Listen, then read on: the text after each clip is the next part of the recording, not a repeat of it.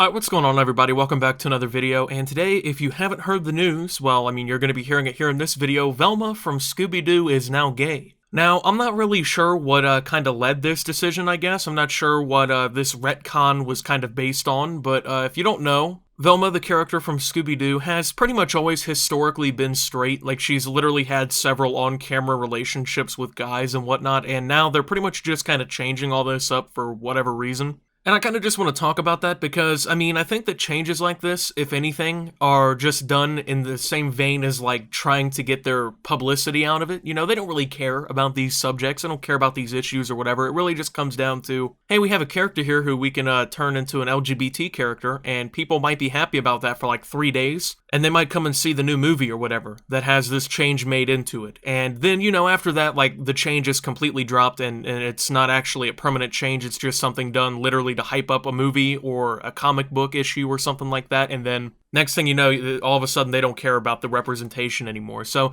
I feel like people, they fall for this hook, line, and sinker every single time that it happens. People think that, like, these companies really care about these issues, and I'm here to just tell you, let me go ahead and open the video with this here. There's pretty much 0 companies on planet Earth that care about an issue that won't make them money. Companies do not stand up for people and inclusion if it doesn't make money, or it doesn't give them publicity and the opportunity to make money down the line. It's the same reason that, like, here in the United States, gay marriage was only legalized in, like, what, 2015? Which you would think, like, that's kind of ridiculous that it took that long for it to happen, right? That's kind of crazy that gay people literally couldn't get legally married in most places in the US in, like, 2008. But yeah.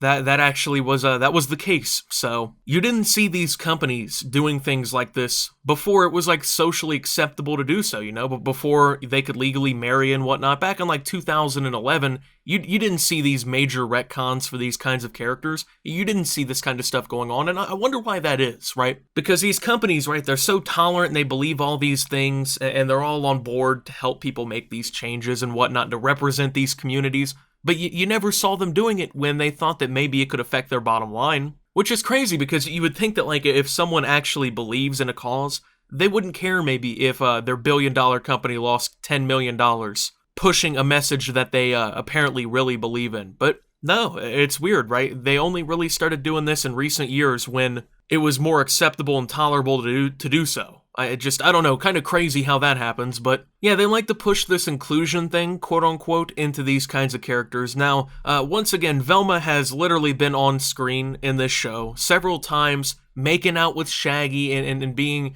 in a relationship and whatnot. She's had several relationships at this point with men, but now the people who aren't even the original creators of the character now say that she's gay, which kind of reminds me of when they said SpongeBob was LGBT or whatever, which is actually kind of weird considering the fact that he's a fucking sea sponge and he would be asexual if anything, most likely. So yeah, these companies, they do things like this. And once again, right around the time that it becomes acceptable is when they make these changes and whatnot. And people for some reason believe that these companies, like, care, that they care about these communities. They don't care. These people don't care about whether or not you're gay, straight, lesbian, transgender, whatever. They're not worried about that. They're worried about whether or not you're going to come see that new Scooby-Doo movie. And let's just consider the following, okay?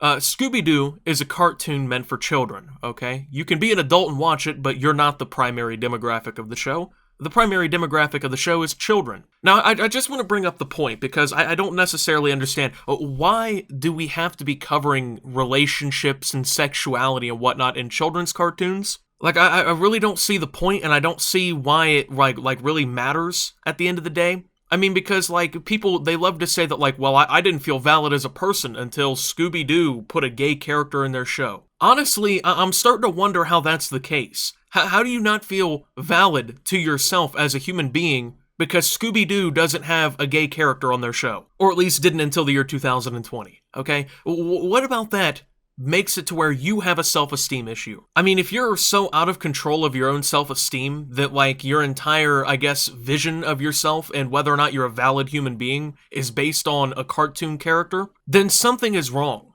Regardless, it doesn't matter who or what you are. You can be a straight kid, right? Just no LGBT in you or whatever. You know, you're not gay, you're not bisexual, you're not transgender. pansexual, any of the other stuff, right? But if you basically hinge your entire, like, personal self-reflection on the hypothetical sexuality of a cartoon character, or a comic book character, or anything like that, then you need a reality check, and your parents need to help you out a little bit, because if your parents are not helping you instill the self-confidence or whatever to be yourself, to the point that you're relying on a cartoon, something that doesn't exist in the real world other than just being some film masters in a studio, I think that that's personally kind of an issue that needs to be addressed, you know what I'm saying? Because that's not ever going to lead to anything good in the future, you know what I'm saying? Where, like, you can't accept yourself unless a fictional piece of created content tells you that you are. I mean, come on. And I just don't think that any of it should be in cartoons, right? I mean, like, I watched some Scooby-Doo when I was a kid, right? I could get down with some Scooby-Doo.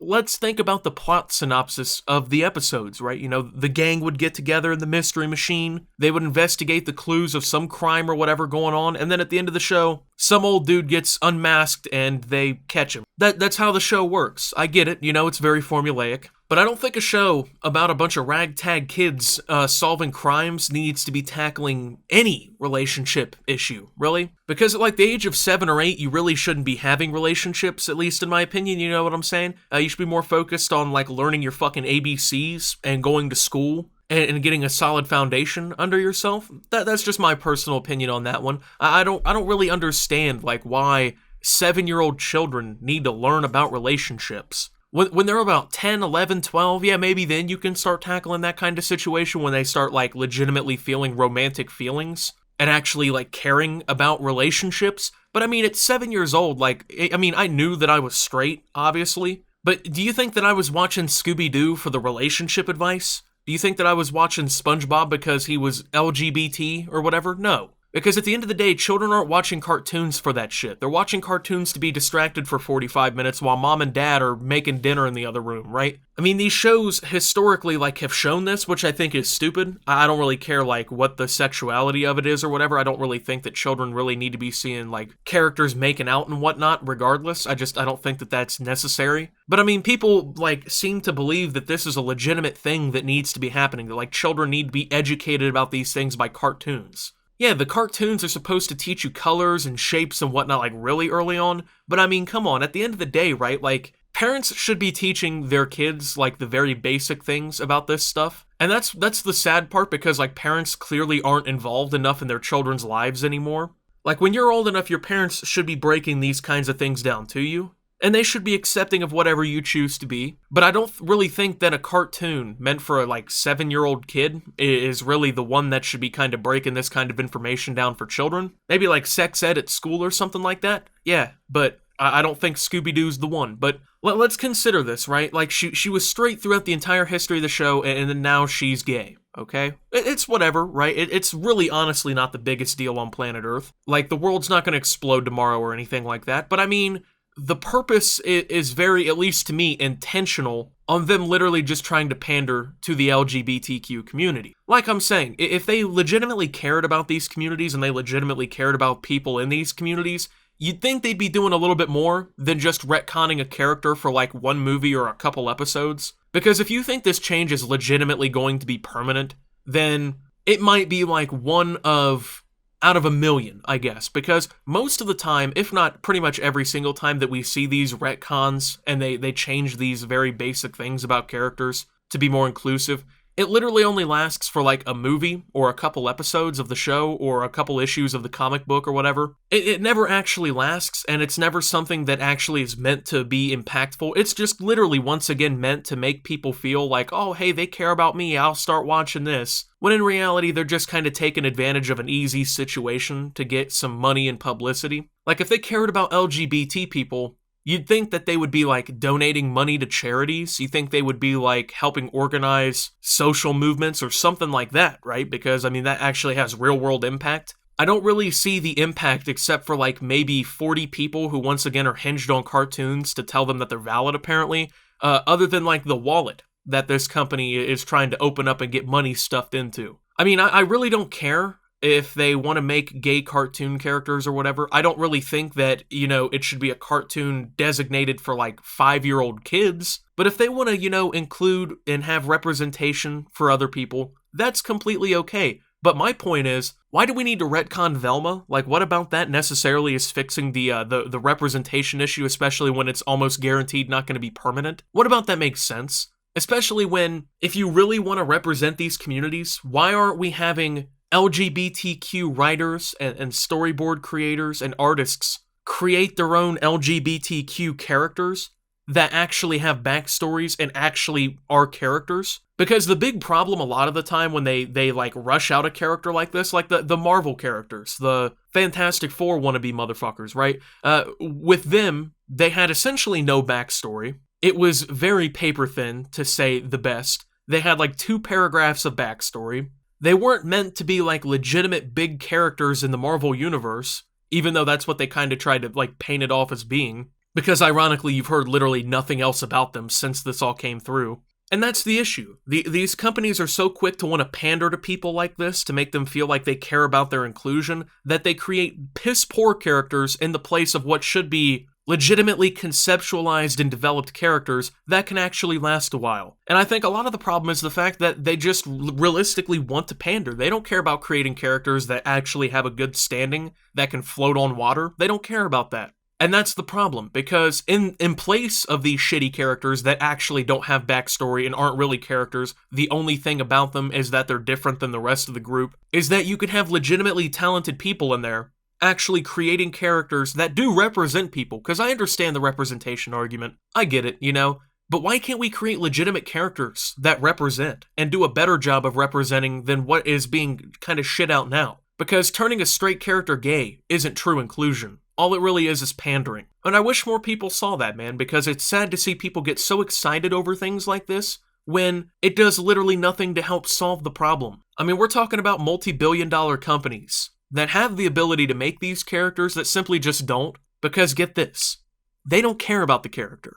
They don't care about the person watching the character, or who is, designated to watch the character, the LGBT community or whatever. They care about whether or not you're going to see that Velma's gay, and you're going to go watch the next movie. Whether it's a good movie or not, they just want to know if they can get you to buy the ticket. They don't care about Velma.